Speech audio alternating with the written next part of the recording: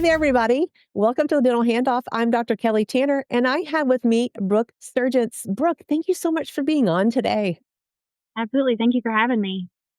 Yeah, I am intrigued by all of the different things that you have done in your hygiene career.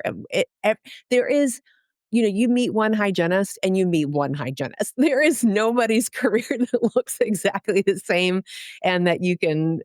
It's just the experiences and the perspectives and how they live those out every single day. So, with Brooke, the question I always ask and start with is why hygiene? Did it choose you? Did you choose it? Um, Maybe both. I was actually bullied. So I knew I wanted to do healthcare. Wasn't really sure where. Obviously, just I think naturally thought nursing was the only thing in healthcare. Nursing, doctors. You don't really think of anything else when you're that age. So I thought I wanted to be a nurse. And then when I got a little bit of experience just within my grandfather was sick, and I was like, yeah, this is not what I want to do.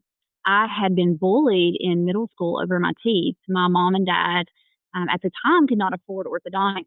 And so when we were able to afford them, it was in high school. So in middle school, it's an awkward age anyway. It's really Yeah. tough for girls in general. And so I had this horrible, now that I go back and look at it, I'm like, God, I was a mess. Horrible class three inclusion. Could not retract my jaw at all. Just teeth were everywhere where they shouldn't be. And there was one girl in particular. She just decided she didn't like me one day. Was my friend one day, not the next. And she drug a bunch of other girls into it. And so that was one of the things I was teased about was my teeth.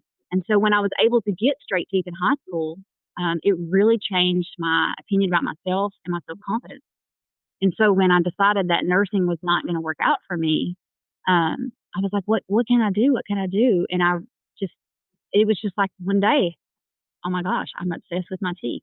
Right. And I thought maybe this is it. Maybe I can help other people have that self confidence. While I can't, I could have been an orthodontist, but while I wasn't actually going to be the person who straightened their teeth, I could guide them in that direction. Kids just don't realize what they're saying because Mhm. it's so hard. I have 3 kids. I know you have children too, and we don't realize what we're doing to each other when we're younger because we just think that we're poking fun or whatever, but it leaves a mark on us and it changes our lives.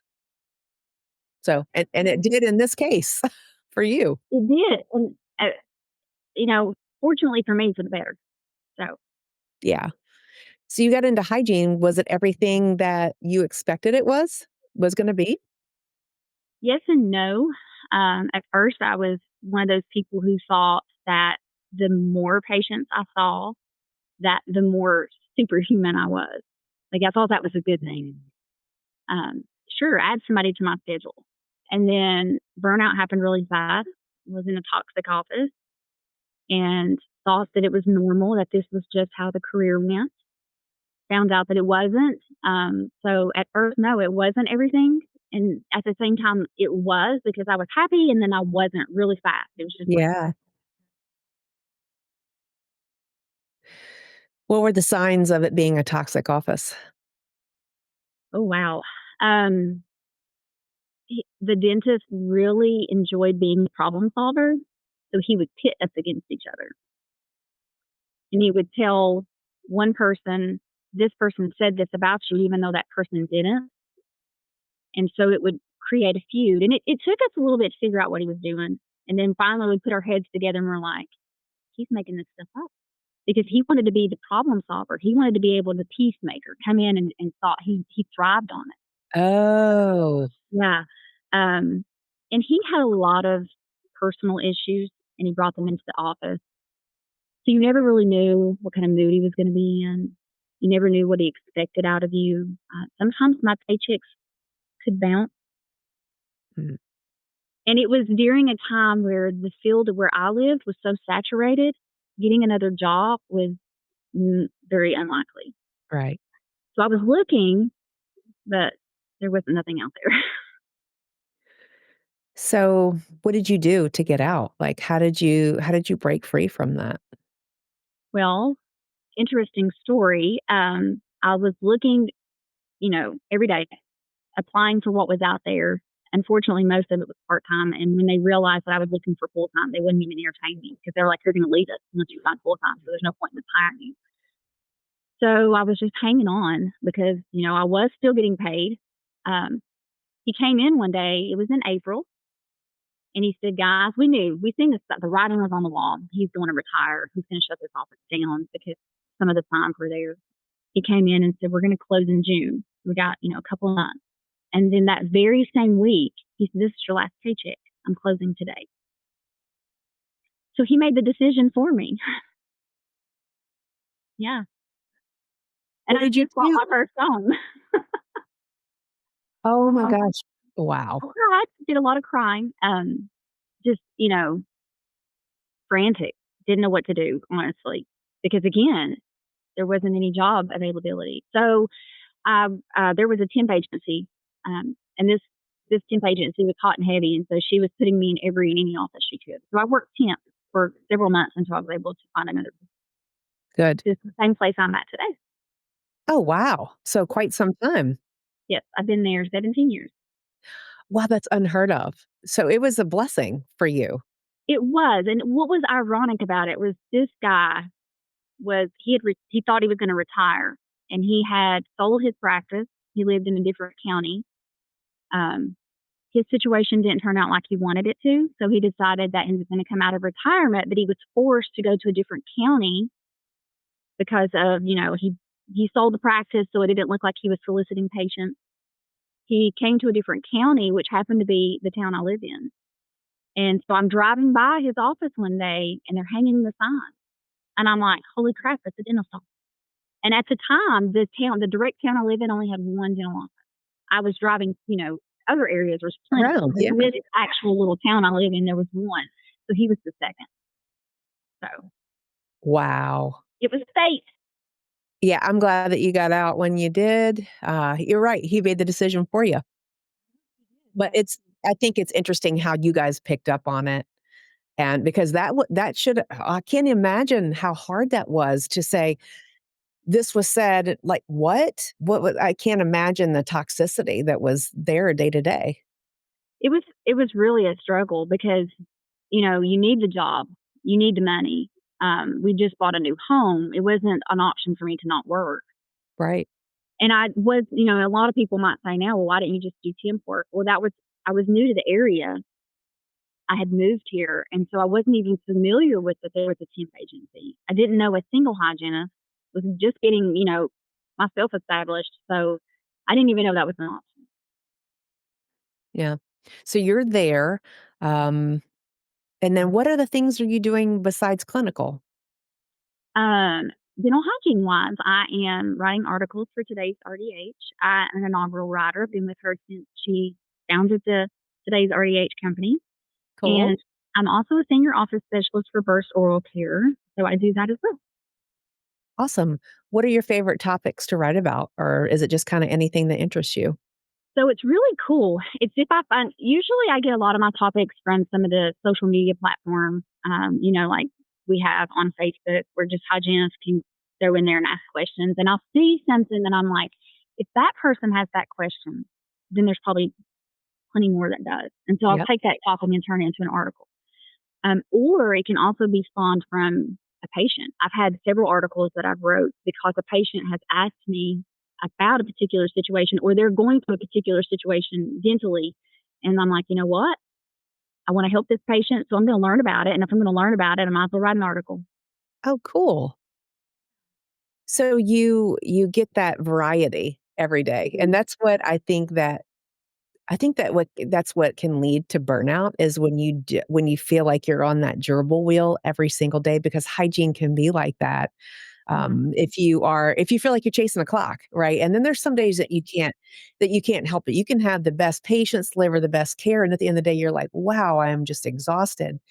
But there are some times where folks feel like they're not being heard. They're not able to deliver the care or not given the time they need to care for their patients, and that burns you out even faster. So this is something that I talk about a lot of kind of like following your heart. And if there's something else that you want to do, like write or work Mhm. with the company or advocate for something that you love or go volunteer for a nonprofit, whatever that is, like Yes. mix it up for yourself because you got to follow your heart and diversify. Mhm. Would you say that that's been life changing for you? 100%, 100%.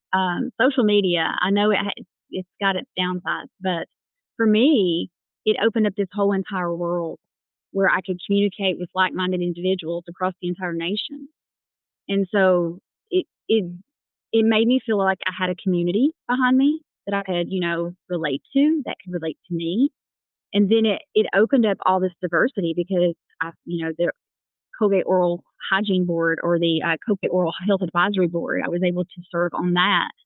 And so just being a part, just little pieces of the puzzle, that was nice.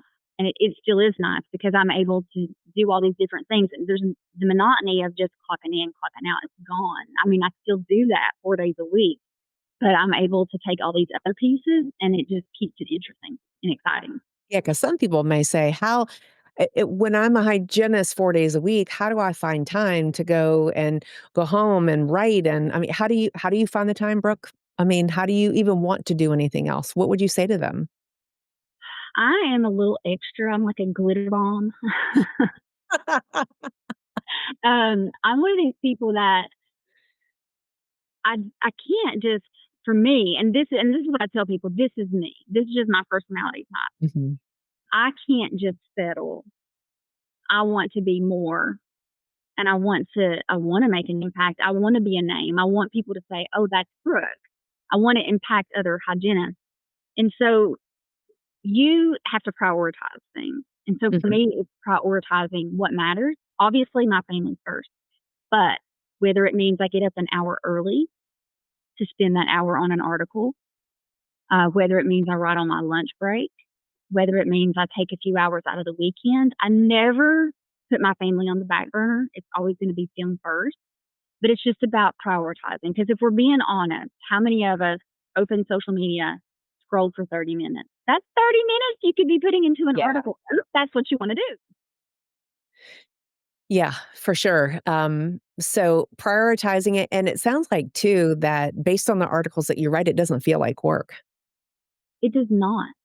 Hmm. Absolutely, it does not. It's given me because the thing is if there's a topic that I want to know more about, I'm going to write an article about it. But then at the same time, I'm servicing my patients because I'm able to learn about this. And that's what they tell me. They say, wow, you're so knowledgeable. And I don't do it to get patted on the back. But for me, I'm accomplishing the goal. And that makes me more valuable to my patients. Yeah. So what were you? So when you say you want to be known, what do you want to be known for? Do you know? Um, I want to be a positive influence. There is a lot of negativity. You see a lot of people who, and it's sad because I've been there and I know what they're feeling. They have that burnout, and I see it on social media all the time. I hate this career. I want to be out of it. I want to change it. I want to be the person that can show them that I understand. It's relatable, and we don't have to just settle for that. There's things you can do to change it. Now, that might not be everybody. Some people may be ready to just move on from the career, but it's a good career if you allow it to be a good career. Yeah. What would you say to a person that says, there's the hygiene is dead end profession. There's nothing. I'm just so bored. What would you say to them? Well, first of all, they need to stop and self reflect. And I think here's one of the things I think is the problem. And this is probably not going to be a very popular answer. Um, we tend to chase the dollar, and I see a lot of people trying to find their unicorn office. And so for them, that unicorn office is all these boxes. And one of those boxes is I want top tier pay. Hmm. Everybody wants to be paid what they think they're worth. But I challenge people, what what matters the most? Because you can't buy happiness. Yep. So you may find an office that you're totally happy with, but maybe the pay is a couple of dollars less.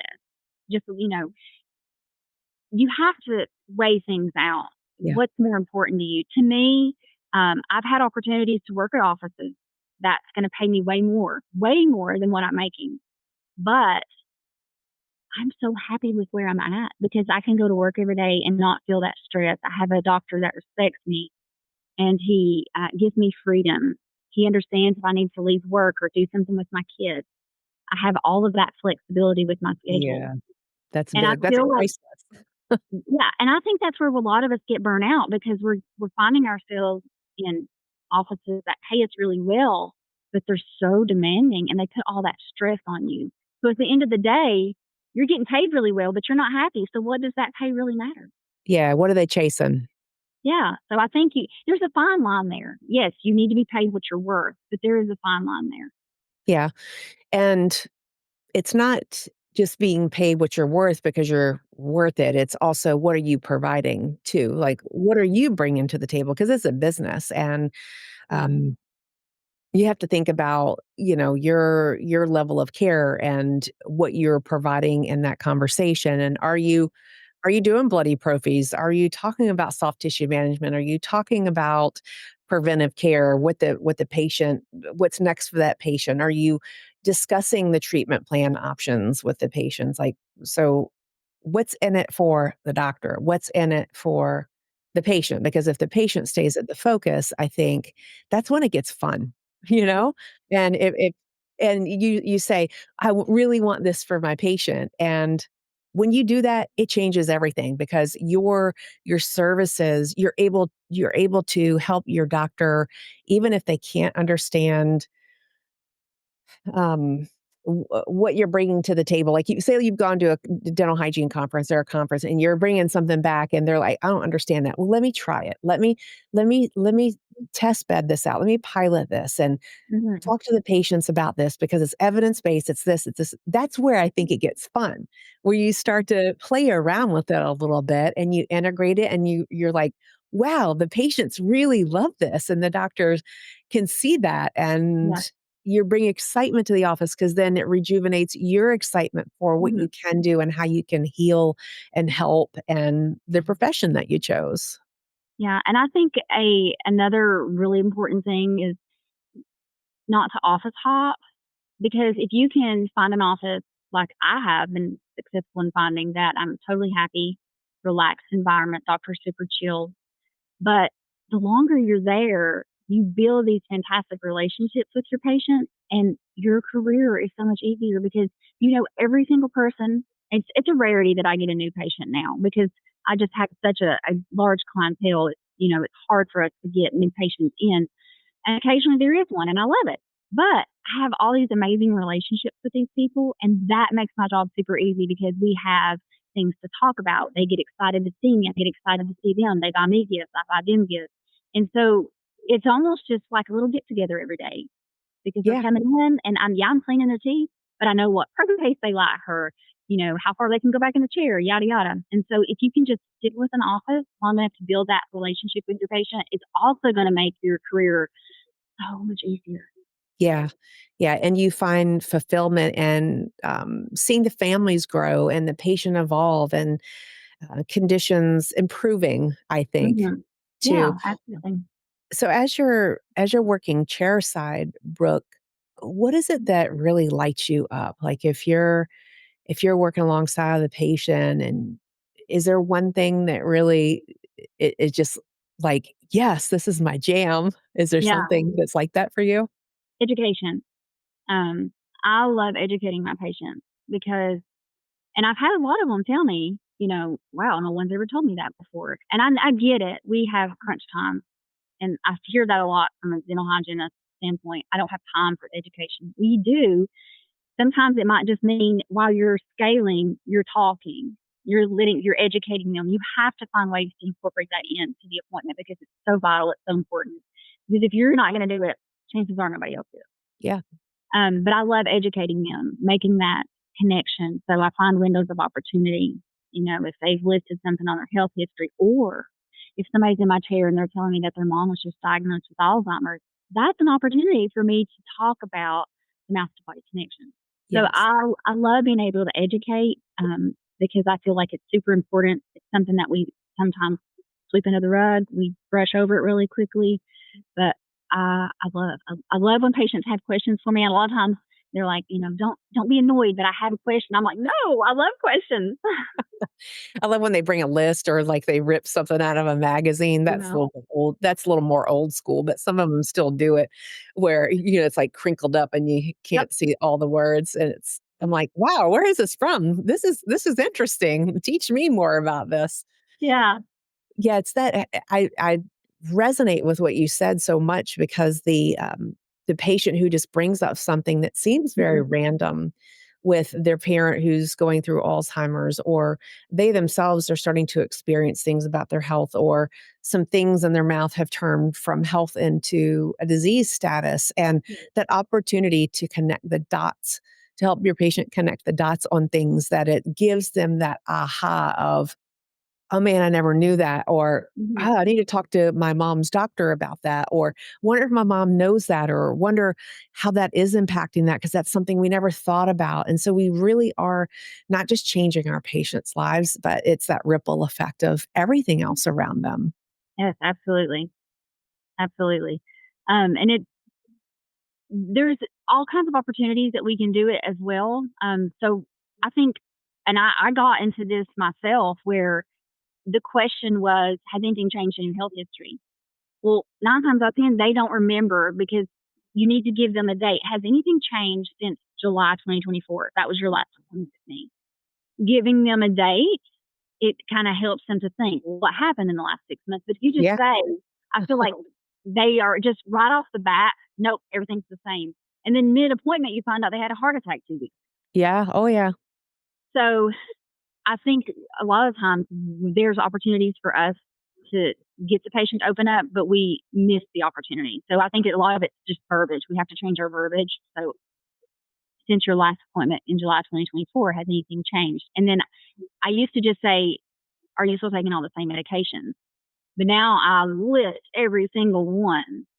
And a lot of times they're like, no, take that one off, add this one. So I think it's our verbiage. And that also gives us that window of opportunity to open up a discussion. Did you know this medication causes a xerostomia? So, there's lots of, For sure. It's about asking it's about asking better questions. And I went to the doctor the other day for a checkup and they go through, "All right, are you still taking this, this, and this?" I'm like, "Oh my gosh, I haven't taken that in like 25 years. I yeah, have no idea why it's still on there."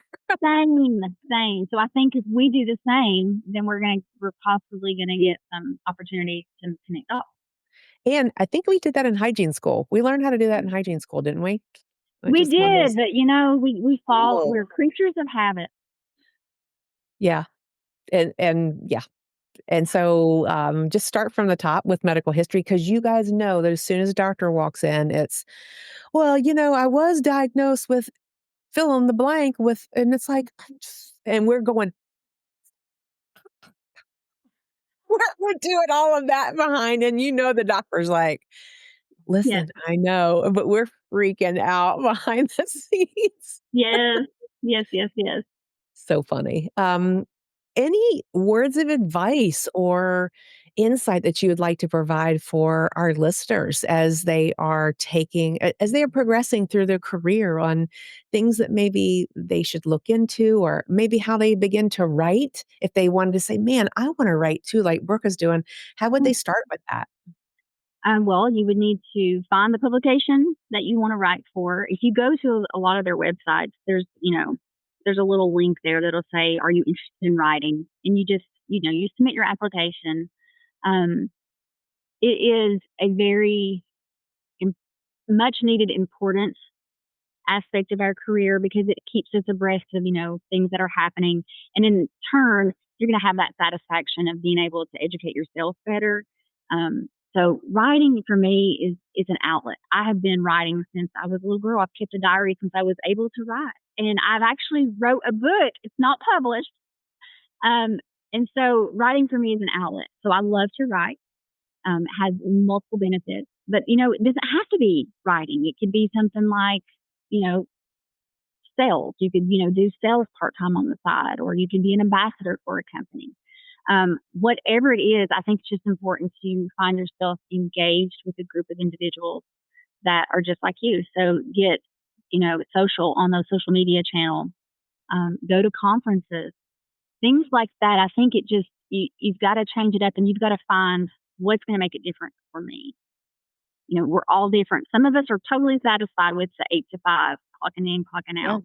But if you're looking for something, you have to find what it's going to be for you. It's going to create that spark. And then you have to ask yourself how important it is. And so then it just kind of escalates from there. I love that you said that. And I hear from hygienists, I can't afford to take the time off to go to a conference. I can't, my doctor won't pay for it. It's an investment in yourself.